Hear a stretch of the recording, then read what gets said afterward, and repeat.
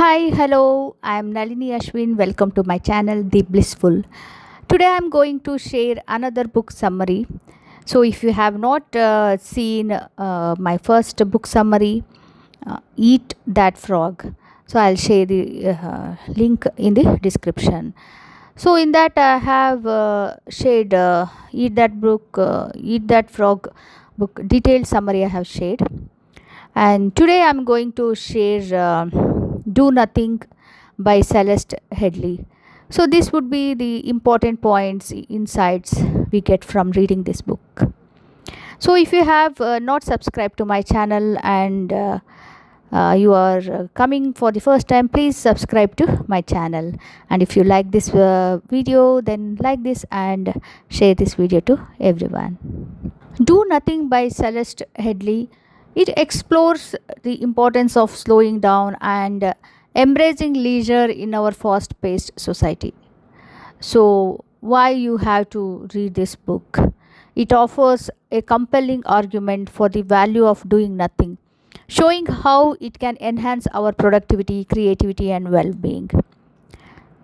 So there was a time when waking up early, packing every hour with tasks, and ending each day exhausted felt like proof that you were doing life right. Celeste Headley knows this rhythm all too well.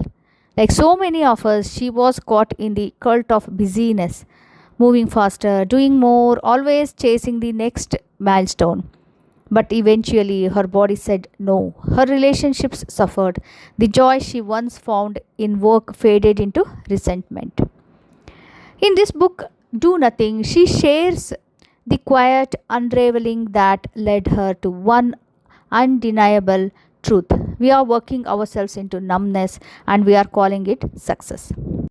This book is her sharing with a culture that praises burnout and shames rest. It is not just a critique of hustle, it is a deeply personal, often painful awakening to how much we have lost in the name of being productive. And it is a hopeful call to return to a life of meaning, connection, and peace. So, here are 5 profound insights from Do Nothing that might just change how you live your life. Number one, busyness is not a badge of honor. So, the author dismantles the idea that being busy equals being important or valuable. Many of us equate packed schedules with success, but she reveals that this mindset is a relatively recent societal shift and a damaging one. Historically, leisure was a sign of affluence. Today, it is the opposite. She explores how industrialization and capitalism reprogrammed our sense of self worth to be tied to output and the result. The result, a toxic productivity loop where we mistake constant activity for meaning. Headley urges us to reflect. Are we filling time to feel significant, or are we using time in a way that truly aligns with what matters? Second, we have lost the rhythm of rest. Modern life is unnaturally uniform. Work does not change with the seasons, and technology blurs the lines between day and night. Author explains how humans are biologically wired for rhythm. Bursts of effort followed by deep rest. Without those pauses, we break. She shares scientific research showing how chronic overwork decreases productivity, lowers creativity, and harms physical and mental health. Doing nothing, in her view, is not lazy. It is necessary maintenance for a well functioning life. Reclaiming rest then becomes an act of rebellion and healing. 3. Technology promises connection but delivers distraction. Despite being more connected than ever, people report feeling lonelier than at any point in history. The author dives into how our devices, while helpful, often steal the time and presence we need for true connections. Notifications, emails, and social media create an illusion of productivity and social engagement, but often leave us drained and fragmented. She challenges us to evaluate our digital habits and be intentional. Am I choosing to engage, or am I reacting out of habit and fear of missing out? 4. Efficiency has become a false god. We are obsessed with hacking life, streamlining every task, and turning hobbies into hustles. But Headley argues that this pursuit of efficiency can strip life out of its richness.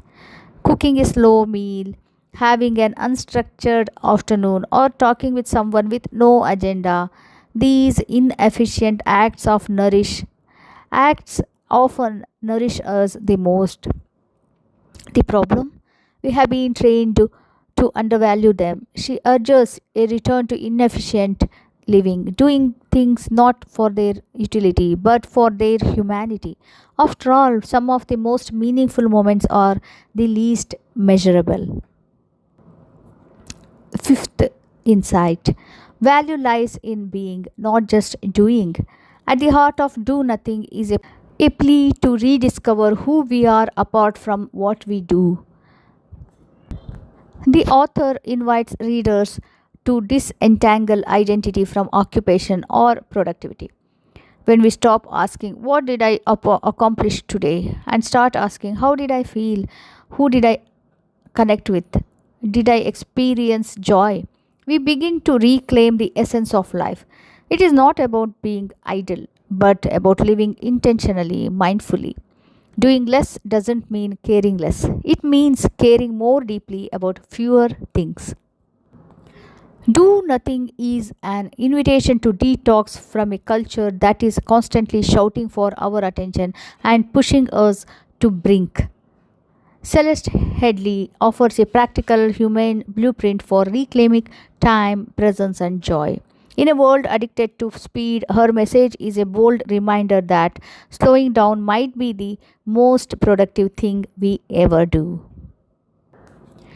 So, these were the five important insights we get from reading this book, Do Nothing, by Celeste Headley.